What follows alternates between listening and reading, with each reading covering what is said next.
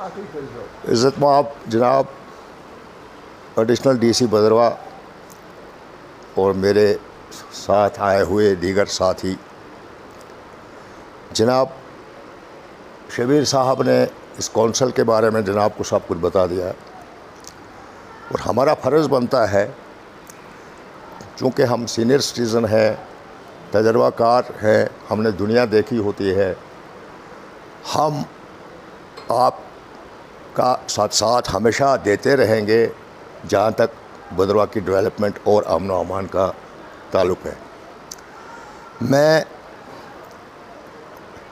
हमारा ये भी फ़र्ज़ है कि जनाब को आने वाले वक्त के बारे में भी थोड़ा हमारा फ़र्ज़ है कि थोड़ा आपको बताया जाए ताकि आप अलर्ट रहें और उन एंटिसिपेशंस को जो हम एंटिसिपेट करते हैं उनको आप अजाला करेंगे। इस ज़मन में मैं ये एक बात करूँगा कि यहाँ बदकिस्मती से जनाब भदरवा को बहुत बदनाम किया गया है। हालांकि जनाब ने देखा यहाँ पे ऐसी कोई बात नहीं है, ये रिकॉर्ड है 1947 से लेकर आज तक न किसी हिंदू भाई ने मुसलमान को मारा है, न किसी मुसलमान ने हिंदू भाई को मारा। हमने एक दूसरे की हिफाजत की है, ये भदरवा का रिकॉर्ड है।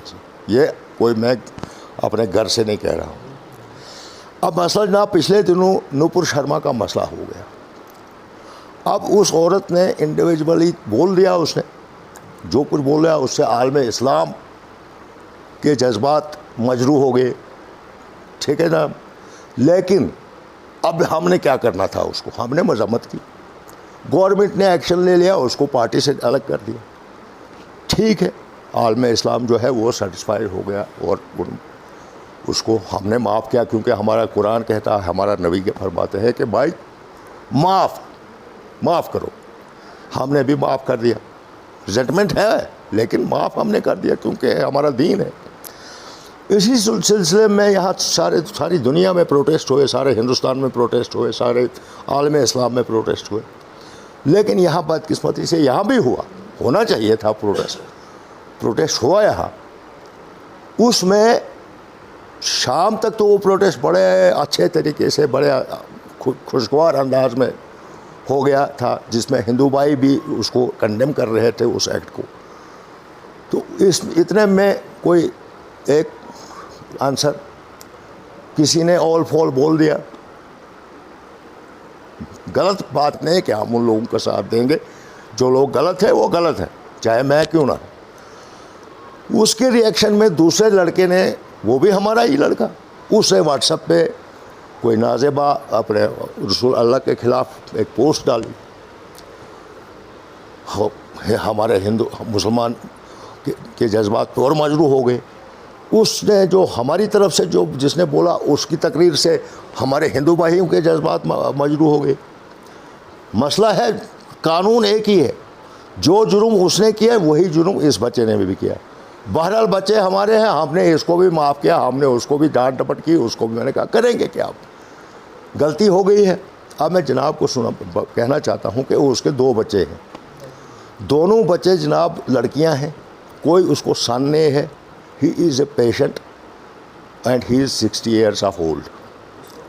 ये जो क्या Shahid, let him face the legal process of law. 60 साल का है, शुगर पेशेंट है और हार्ट पेशेंट है।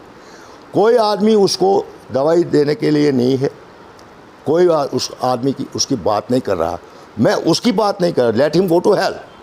आई am not talking about, I am talking about her, about his family. He has only 2 daughters, sir, which are totally dependent upon the earning of their father.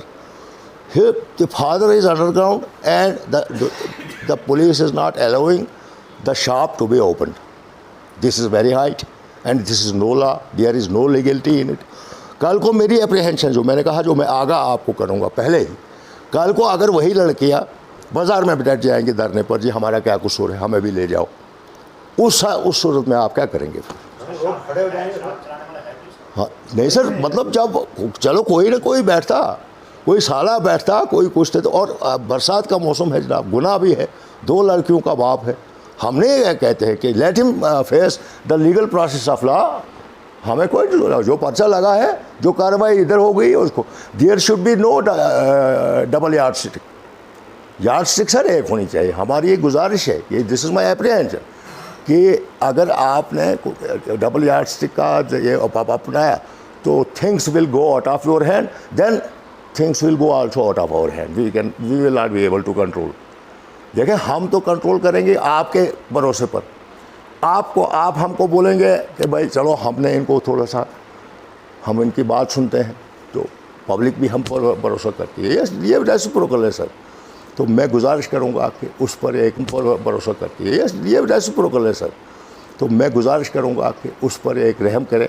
मैं उसकी तरफ से यहाँ पे माफ़ी मांगता हूँ, अपने हिंदू भाइयों को भी और अपने मुसलमान भाइयों को भी, दोनों बच्चों की तरफ से मैं ही माफ़ी मांगता हूँ। चाहे उसने गलती की, चाहे उसने गलती हो गई है, वापस तो आ नहीं सकती है जनाब। तो आप जो पर्चा लगा है उसमें वो बेल कराए, और आप कहते हैं जी पैसे लगा, शुगर पेशेंट है जनाब, कल को मर जाएगा।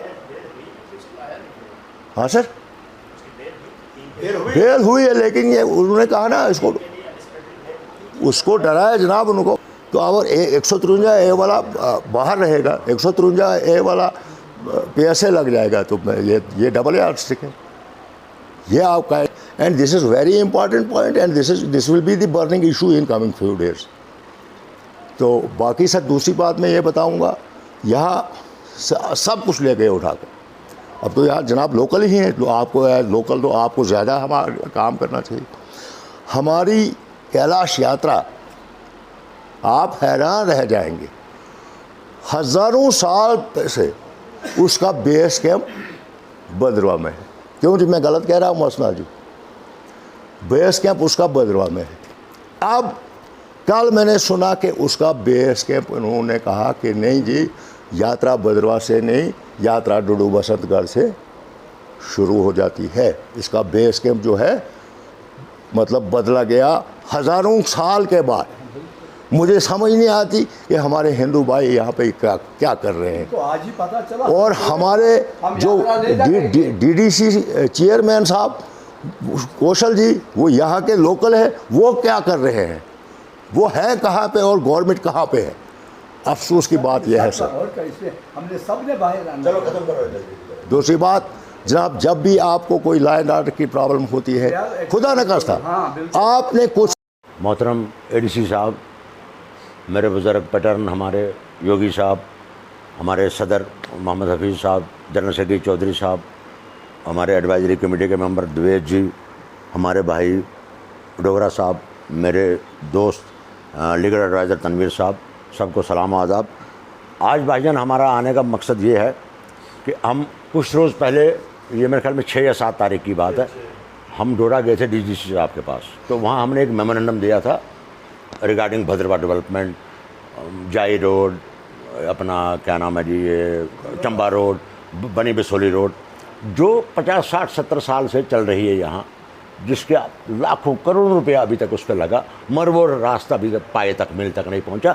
मेरी जनाब से गुजारिश है कि आप एक्शन भद्रवा और ओसी ग्रिफ को बुलाएं, उनसे मीटिंग तलब करें, उनको कहें कि जी आप बताइए हमें 30 साल से आप कर क्या रहे हो, ये प्लीज़ आप नोट कीजिए, और उनसे इंक्वायरी कीजिए कि ये काम आप 50-60 साल से कर रहे हो, जो अभी तक पाए तक मिल तक नहीं पहुँच रहा, इसकी वजह क्या है, नंबर 1।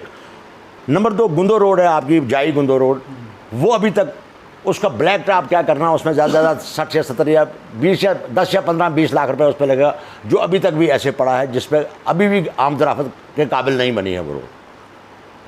नंबर 3 सर, मेरे भाई ने, तनवीर साहब ने, अपना शबीर साहब ने, मेरे भाई डोगरा साहब ने पहले जिक्र किया कि हमारा यहाँ एसडीएम ऑफिस होता था, तहसील ऑफिस ऊपर होता था। आपको आपसे क्या बताना, आप तो लोकल हो। तो वो एक गवर्नमेंट आई थी, पीडीपी की गवर्नमेंट आई थी, तो किसी आदमी ने वो कहा जी हम इसको रिमूव करके यहाँ वो बनाएंगे, ये करेंगे, वो करेंगे। वो आज 7-8 साल से पड़ा प्लिंथ दिया हुआ, वो बिल्डिंग नहीं बन रही, जिसकी वजह से आप भी आज इस वक्त खजल हो रहे हो। आप भी म्यूनसिपलिटी के दफ्तर में हो, तमाम तहसीलदार म्यूनसिपलिटी, अच्छा लोगों को इतनी दिक्कत हो रही है कि यहाँ से वापस जाना पड़ता है उसी ऑफिस में अपना रिकॉर्ड निकालने के लिए, वापस उनका बेचारों का 50 से 70 रुपये दिन का खर्चा आता है सिर्फ उसमें आने जाने में। तो मेरी जनाब वाला से गुजारिश है कि वो जो भी एजेंसी वहाँ काम रहे, उनको तलब करके उनसे पूछा जाए जब आप डिले क्यों कर रहे हो ये काम, तो इसको इमीडिएटली शुरू करवाइए। नंबर 3 भाईजान, एक मैं गुजारिश करूँ, यहाँ ड्रग मैंने इतना फैला हुआ है जिसका कोई हिसाब नहीं है। हर 6 महीने के बाद एक जवान लड़का बेचारा मर जाता है। और इसमें मैं कहता हूँ कि मैं कहना तो नहीं चाहता हूँ, मगर कहता हूँ कि एडमिनिस्ट्रेशन की ये वीकनेस है कि वो इन लोगों को काबू नहीं कर रही है जो लोग ये धंधा करते हैं, इस ड्रग्स का धंधा करते हैं।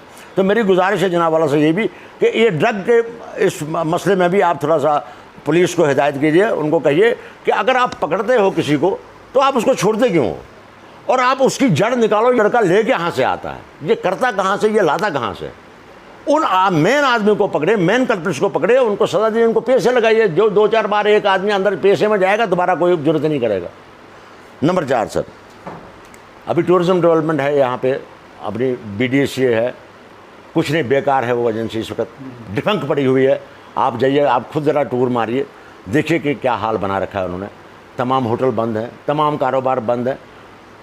वो एक वजह ये भी हुई कि हमारे 2 बच्चों ने गलती, जैसे तनवीर साहब ने कहा कि 2 बच्चों से गलती हो गई, तो ये अफवाह पूरे हिंदुस्तान में चली गई जी भद्रवाह में हालात बड़े ख़राब है जी, भद्रवाह नहीं जाना। हमारे लोगों ने वहाँ ये कहा कि भद्रवाह में बिल्कुल हालात ख़राब है, हिंदू मुसलमान ये ऐसे हो गए, आप भद्रवाह नहीं जाना।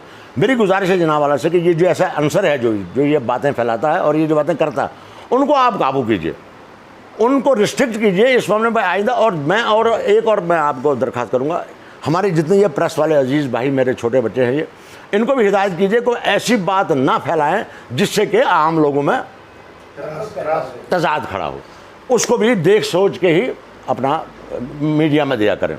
नंबर 4 सर, ये मैं इसकी बात कर रहा था, मैं इसकी ये अपना ये टूरिज्म की। तो मेरी भाईजान में गुजारिश है कि थोड़ा सा यहाँ पहले होते थे अपने BDSA के चेयरमैन होते थे तलत अजीज़ साहब, तलत परवेज़ साहब। तलत परवेज़ ने इतना काम किया भाईजान, वो दिल्ली बम्बई कहाँ जाता था, वो अकेला आदमी घूमता था वो, और उसने बड़ा बूस्ट दिया इसको। तब गुलाम नबी आज़ाद साहब की हुकूमत थी, गुलाम नबी आज़ाद साहब ने उसको पूरा फुली इख्तियार दिया था कि तू जा जैसे मर्जी कर, मर भद्रवाह को डेवलप कर। तलत परवेज़ ने बेचारे ने बहुत काम किया, उसने बाहर से लोग लाए, लाखों की तादाद में टूरिस्ट आना शुरू हो गए यहाँ। अब कुछ आंसर की वजह से पिछले दिनों यहाँ 10 दिन कर्फ्यू लगे, जिससे पूरा टूरिज्म ही खत्म हो गया। और हमारे जो बेचारे होटल वाले जिन्होंने कर्जा लिया है, जिन्होंने लाख रुपए, जिनकी ये मेरे भाई एक हर महीने की किस्त बनती है लाख रुपए, वो कहाँ से देंगे ये लाख रुपये। अच्छा, बैंक वालों का जोर है कि जी फटाफट किस्त दो वरना हम आपका वो प्रॉपर्टी छीन लेंगे। और मेरी जनाब से गुजारिश है कि ऐसे आंसर को भी थोड़ा दबाया जाए, और इस टूरिज़्म के बारे में भी और BDA को भी ज़रा हिदायत की जाए कि यार आप भी कुछ निकलो, बाहर निकलो, लोगों को समझाओ, उनको ये थोड़ा सा ज्ञान दो उनको कि भाई ऐसी कोई बात नहीं भद्रवाह में, आप आओ। बनता क्या भाईजान, अभी CO यहाँ हैं BDA के, एक चक्कर अगर ये कटरा वैष्णो देवी का जाएगा मारेगा ना, एक चक्कर दिल्ली जाएगा, एक चक्कर बम्बई जाएगा, मैं कहता हूँ 10 दिन के बाद यहाँ लाखों टूरिस्ट आने शुरू नहीं हो गए, जो मर्जी बोल देना आपने, मगर कोई जिम्मेदारी पकड़ता नहीं। हम भद्रवाहियों को उन्होंने समझा ये भेड़ बकरियाँ हैं, इनको ख़त्म, इनको दबाए दो। अब जैसे अभी तनवीर साहब ने कहा